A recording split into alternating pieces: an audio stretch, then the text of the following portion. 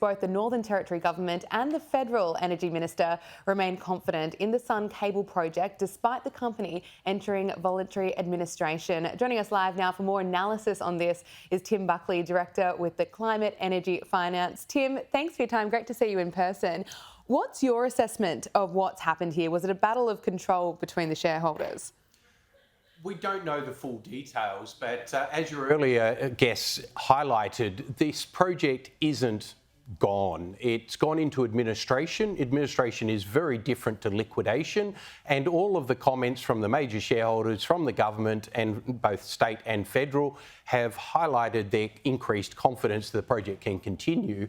That I find really interesting context. But at the end of the day, this is a very, very challenging proposal. It's a world first, and I think we have to understand the context. There are not just financial constraints, there are massive geopolitical constraints, and there are also engineering constraints. So what I've been staggered by is the magnitude of progress that Sun Cable has made in the last 5 years.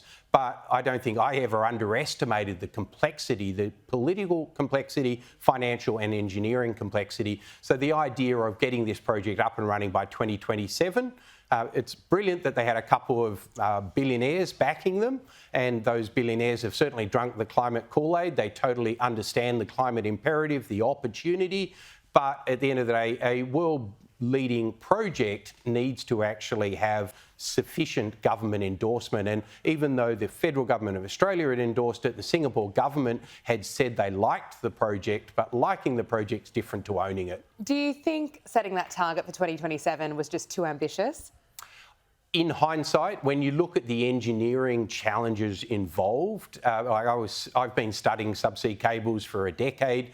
It is an enormous sector of opportunity, but the longest cable, subsea cable in the world, was only commissioned 15 months ago between Northern England and Norway, and it's 720 kilometres. So there's a huge difference, like 5 times difference. The depth required is a huge challenge because we're not talking about shallow waters, we're talking about kilometres deep. It's worth bearing in mind China commissioned the world's longest high voltage direct current cable above ground in Brazil 4 years ago. It's 2,500 kilometres. So we're breaking world first in cable technology all the time. The thermal efficiency, effectively the amount of energy you lose on those cables is coming down every year. It is a project that could change the world, but it was certainly aspirational. It certainly is aspirational. And I think they've got a few hurdles to come. And you remain confident, though, that the project will be resurrected? I think it could get ahead. At the end of the day, it's a question of is it financially viable and do they get the political support? At the end of the day, anything is viable. Even Snowy 2.0 is viable if you've got sufficient political financial capital behind you.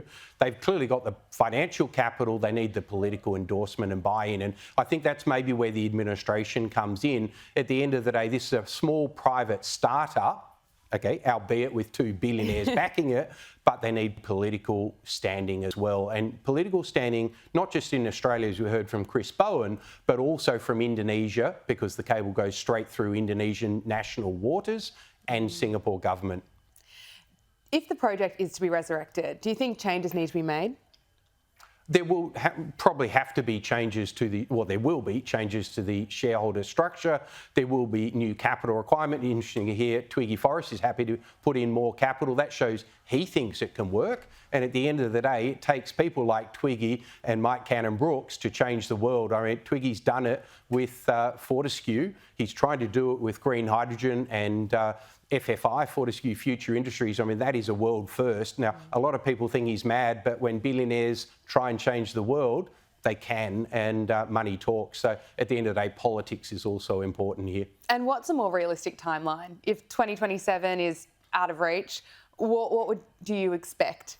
I couldn't put a timeline on it. I worked very remotely with the Far North Asian grid, which was a grid announcement by China, Japan, Korea and Russia. And it was announced 5 years ago, and it had the biggest grid company in the world, China State Grid. It had SoftBank, the biggest tech player in the world. It had four federal governments, the most powerful governments in the world, and 4 years later it's not moved one iota. There are geopolitical issues. At the end of the day, as your last story just highlighted, the tensions between China and Japan make a Far North Asia grid really problematic. But at the end of the day, it's engineeringly possible. Anything's possible, and particularly if you've got a couple of billionaires willing to bankroll it.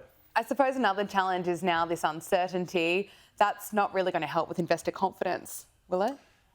Administration, I mean, in America, most billionaires, most successful startups fail 5, 6, 7 times. Australia, before they succeed, Australia is a little harsher on failure. At the end of the day, when you lose other people's money, you should be held to account. I tend to agree with that. But at the end of the day, when you lose a billionaire's money and then the billionaire's willing to throw more good money into the pot, that says they're not walking away. So at the end of the day, it just requires a financial restructuring. Nothing wrong with that. Tim Buckley, thank you so much for your time. Appreciate it. Thank you, Gabriella.